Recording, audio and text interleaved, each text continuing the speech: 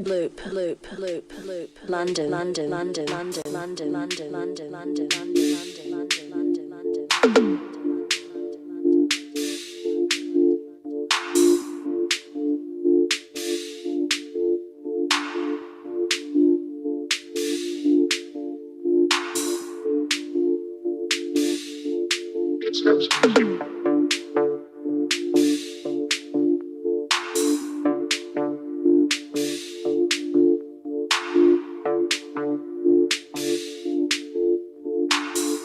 You're now listening to Loop London.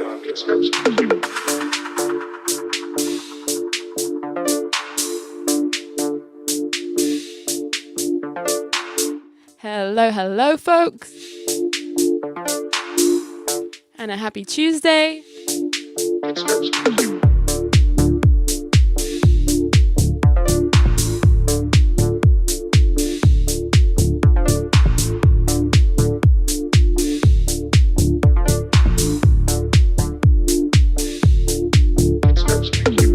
You are tuned in to Bloop London Radio with me, Red Freya, and shortly we'll be getting into a chat with my amazing guest today. How do I pronounce your name properly? Do you want to tell us? It's Sylvetje. Sylvetje. Yes. So yeah, in just a moment we will be getting into a chat with Sylvetje and then a mix. So get locked for the next hour, guys. Underground artists.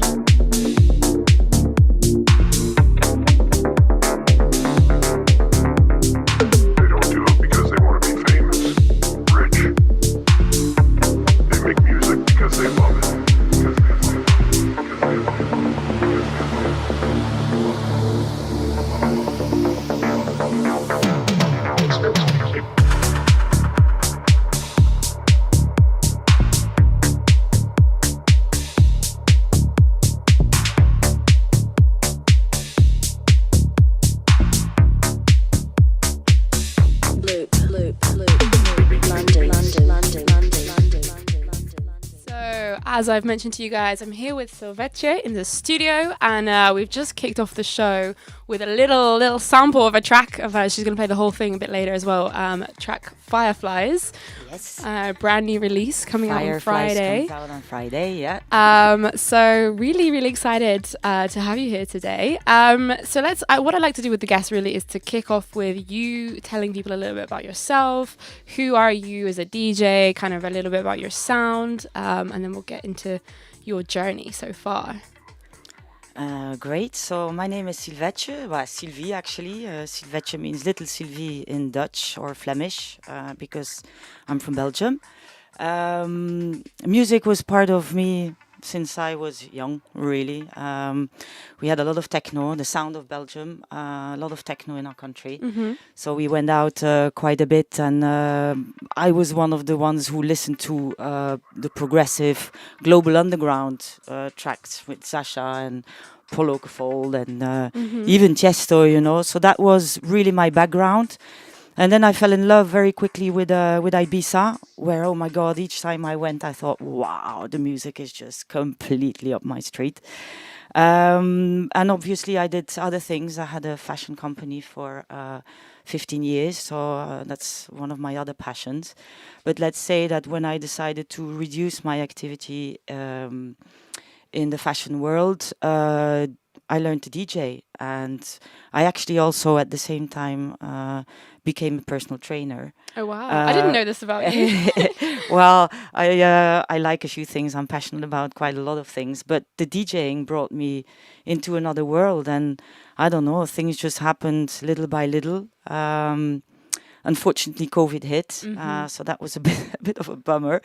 But I still played a bit my sound, and we're back now. So yeah, it's pretty amazing to be able to play music again and have plenty of people around you. And I feel like it's also onwards and upwards for you, because you had your first track released back in 2021, so kind of that's sort of in the pandemic time frame. Yes.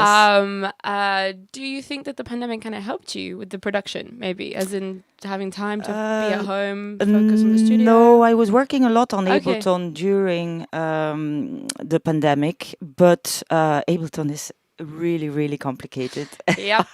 Preach, sister. OMG. So I Yeah. was lucky enough to meet an Italian guy called Nick Camelli, who's an amazing producer. At one of my parties at Hovarda, and he said to me, I'd love to make a track with you the week after he was in my home, because he lives quite near. And I mean, in the first 2 hours we sat together, we had the beginnings of Sangita, which is our first track, done. And I mean, each time we sit together, we have this amazing creative chemistry, and so we decided to make more. So Fireflies, that I'm going to start with a little bit later, is out on Friday. It's our third, and it's just amazing to start from scratch, and then all of a sudden you have a track that you see on Spotify. So Yeah. it's all fairly new for me. I know that for you it will happen. It's new for me. soon Yeah, I as haven't well. even. Yeah, I'm working on Ableton in the background, but Good luck. it's definitely luck. like takes a really long time to get it. It's get tough. it So in. that's why partnerships are partnering really also helps. a good idea. For sure. But okay, so I want to dive into like how you first got into this sort of music specifically, because you're very in the melodic progressive scene. What was your gateway? I mean, you said you were going to the parties with Paul Oakenfold and Sasha. Was that when was that? Like back in Belgium when you were kind of It was a partying. long time ago. I don't want to Yes. go into figures, but it was a long time ago. Well, music for me is of my eternal companion. It's your friend, your best friend when it's tough. It's your best friend when things are going very well. It's there every day in between. And I'm looking for two things in my music. I try to find happiness. So I love to play tracks that give me that happy feeling. And I also try to find energy.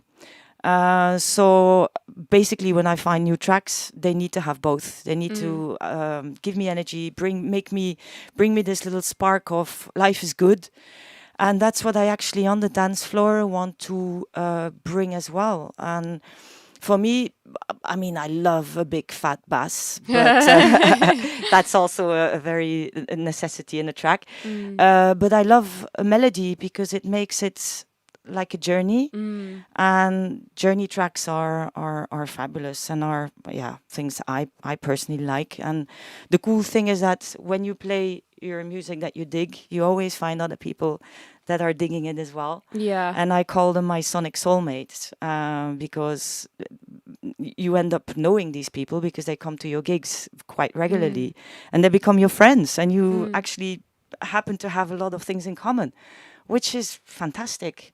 So I love my musical journey, I have to say. Yeah, no, it's beautiful. And I think the way to connect with people over music, it's also such a powerful means of connection, because it's kind of not Absolutely. over words, or it's not over like you often find you have stuff in common afterwards, but it's kind of an unspoken connection, people who are Yes. into the same kind of music. And I find that people who are into the sort of music that like you yourself are playing, and me as well, like typically are quite open people, open Yes. to experiences. Yes. And those people typically, I think, are interested in some of like certain other pursuits where like, it's like shared interests.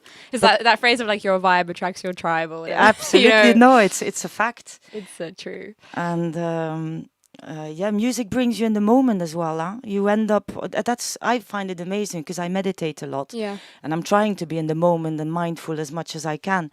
But music does that without your even trying to train your mind, because it just happens.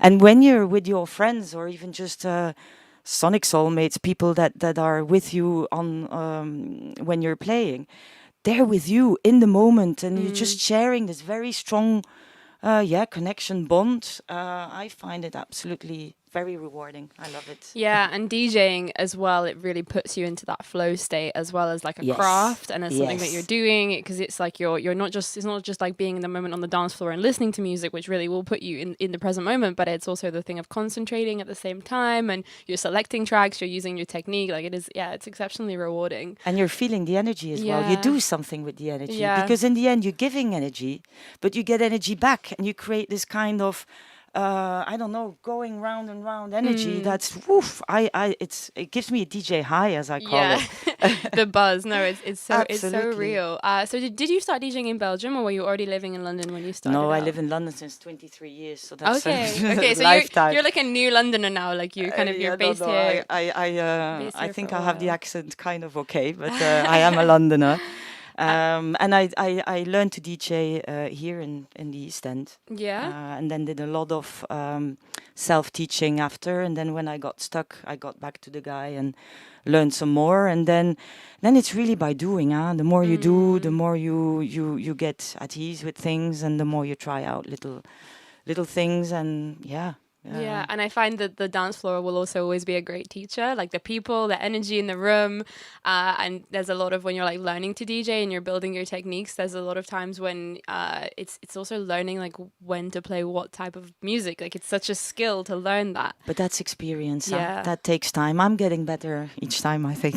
Yeah, but I don't know if you've ever had this experience, right, where like I have a gig and I drop a track and the track goes down super well, the crowd goes off, and then I play another gig and I'm like, I'm going to play that track that went off. And it super well, doesn't. and it's just And it flat. doesn't. It's because so weird. but as part of it is being a little bit lazy and being like, oh, that track was a great track. I'll throw it in a few different gigs. But actually, you need to read the room super well to be like, what energy do we need right now? But you can only put on a track and then see what the reaction is, and then actually based on the reactions go towards something a bit different. So it's challenging, and that's what makes it very cool too. Yeah. And what has been like a really special set for you? Like I'm interested in, obviously you've played a bit abroad. Did you play it out in Tulum? Is that right? And I also played in Lisbon, Tulum. That was Toronto? really cool. Yeah. Yeah. Well, I mean, they are all, but not all the parties are great. That's for sure. So, yeah, it's There's a definitely, few that some... you go home and you think, that Yeah, wasn't great. Yeah. But I had a few amazing parties, and I have to say the ones I prefer the most, and there's one I think of in particular which I did in Eindhoven Park, an absolutely amazing property that doesn't exist anymore. I think they sold it all, with unicorn heads hanging out, giraffes hanging out from the ceiling. Absolutely amazing. But with my friends, I kind of, all the stress is gone. I have no pressure whatsoever because it's my friend, and I know that they will that they like what I do. And I mean, 4 or 5 hours of absolute bliss, being together again. I'm saying it again, being connected, being in the moment, priceless. But Yeah. I was last week in Lisbon, and I mean, I had them all with me, and I knew nobody. Did you go completely alone? I saw you flew out. No, I went with a friend who lives there. Well, her husband lives there. To make not to go too much in detail, but it's a French guy who is manager of Mama Shelter, and so he just said do a rooftop set and do an evening set, and both Nice. of them were amazing. Yeah. People are partying there, so it's just every time again you're put on the test, and every time again it's either absolute bliss, either it's some more challenging, but each time you learn, and in the end each time I have fun. Yeah, no, it's definitely like, I think it's the right mindset to have, that you're always going to learn something, doesn't matter what happens. Yes. But I do want to ask you, so how do you deal with the pressures of DJing? Because obviously you have like a great mindset, like you meditate, you're a very present-minded person, but I think, it's obviously, this is a performance-based role. Absolutely. And sometimes, especially if you care a lot about your craft and you care that people are going to have a good time, then obviously you're caring about yourself, like kind of like not being a perfectionist, but you know what I mean? I can be very much of a control freak, and it's this very interesting thing is when I'm flowing, and you mentioned flow state before. When I'm flowing, I have no idea what the next track is going to be, and I just play whatever I feel. Sometimes I decide the last minute, and it goes all wonderfully well. And then I have moments where I'm really not sure of myself, and I really feel that people are judging me. Yeah. But that's my feeling, so it's probably my own voice judging myself. Yeah. But and then I go into control freak state, and then I have all my set prepared, for example. And then these tracks are all good, but the flowing is not there. And I keep on reminding myself that in the end, not everyone is gonna like my music. Absolutely. And that's absolutely fine. Yeah. And if they don't like it, they don't come anymore, and they find their own bliss with another DJ that they really dig. That's one thing. And in the end, it's just music. Yeah. It's just music. So I try to, when I'm really freaking out, I try to remember those two phrases and then say to myself, you know what, you have nothing to lose. You give the best you can. Exactly. And that's the best thing you can do. And I think that's like a big part of also authenticity in general. And I feel like you're quite an authentic person just from like knowing you a bit and, you know, meeting you a few parties and stuff. And I think authenticity is really important. And a big part it's of what that. People want as well, I think. And a big part of it is like owning the fact that not everyone's going to like you or like your music or like what you're doing. And you just, that's okay. You know, you're not each time great as well. Yeah. There's days where you're just less good than other days. But also it's like remembering that you're a human being. And I always remind myself of that as well. Because I think sometimes there can be a bit of a thing where the way the music industry is designed, that artists become kind of turned into a bit of a product. Like the bigger the artist gets. So when you're just in a small community with people that you know, you're not put on a pedestal in the same way. No. But once you start getting put on a pedestal, then there's a kind of an expectation that you would never be, like you'd never make a mistake. Yes. But you're a human being. And and it's live performance that is happening in the moment, reading the emotions. So there's a lot of things that can go wrong. Well, I make mistakes each time. Yeah, I'm not even hiding this. Yes, I'm making mistakes every time. Yeah, no, me too. And I think shit. Part of the mistakes can actually make it more interesting. You know, it's like, well, it's not. My mom always used to say to me, something that's perfect is dead. She'd be like, a perfect thing is finished. It has no potential to be something different, right? Whereas if something is got some flaws in it, it's got a lot of potential. Like it's more like alive. So well, I heard this podcast of Rick Rubin is his name. He's big. He makes music with the biggest DJs and biggest music people, and he said that it's quite interesting because he had tracks that were imperfect and were much better, and when they took the imperfection away, the track was flat. And I really loved hearing that because imperfection is actually beautiful too. No, it is. And it's kind of the imperfection that gives character to a lot of things. And you see that in other types of aesthetic, beauty. And obviously you've got a background in fashion as well. So you must be a person who appreciates a lot of other kinds of sort of aesthetics and beauty in the world. And it's something that has character. It's real.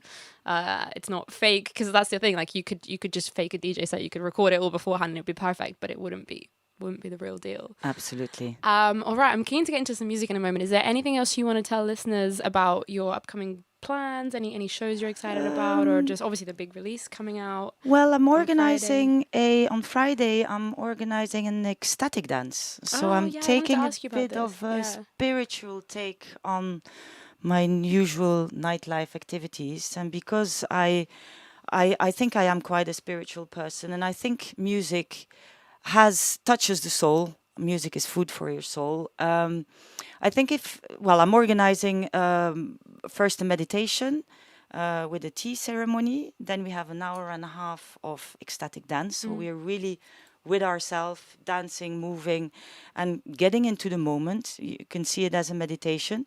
And we finish with a gong bath, so sound healing. And it's really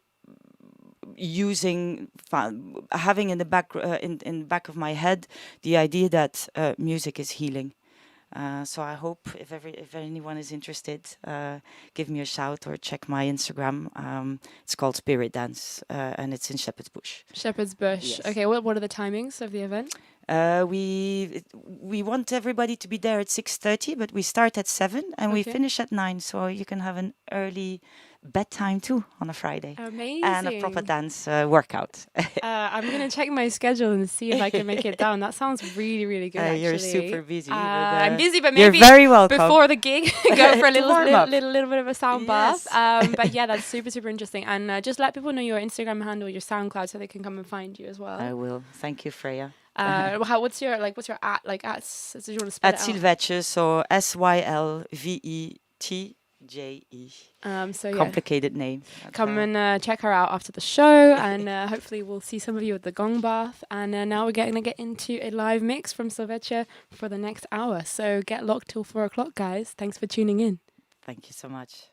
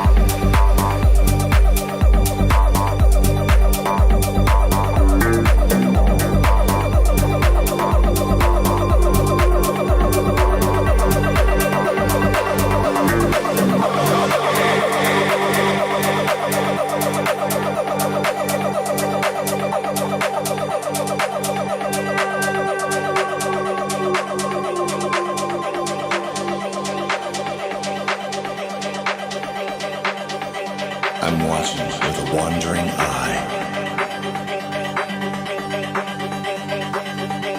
I'm waiting as time draws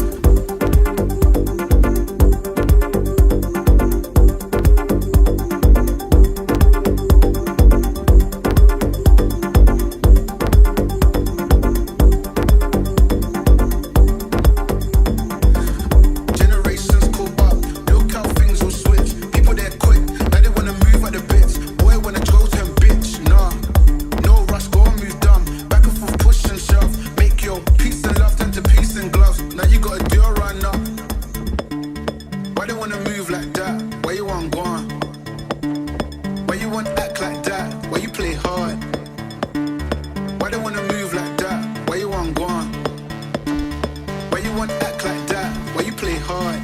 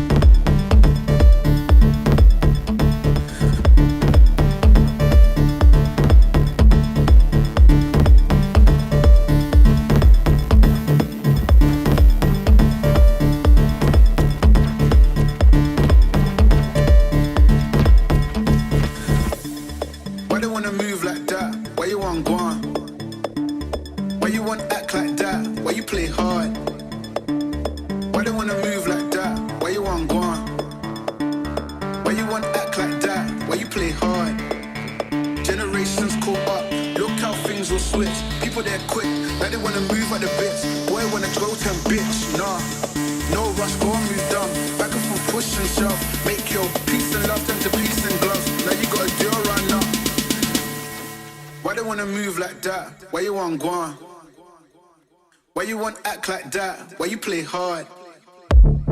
Why they wanna move like that? Why you want gone? Why you want act like that? Why you play hard? Why they wanna move like that? Why you want gone? Why you want act like that? Why you play hard?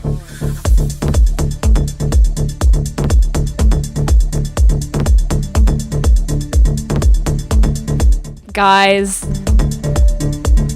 Sylvetje, live from Blue London. Hope you've enjoyed the last hour mix from her. Make sure to go check her out on SoundCloud. Give her a follow. This has been the Urban Soundscapes radio show with me, Red Freya. Shout out to Nick if you're listening in. Track IDs will be up online tomorrow. And if you want to say bye to the people. Bye-bye. Thank you for listening.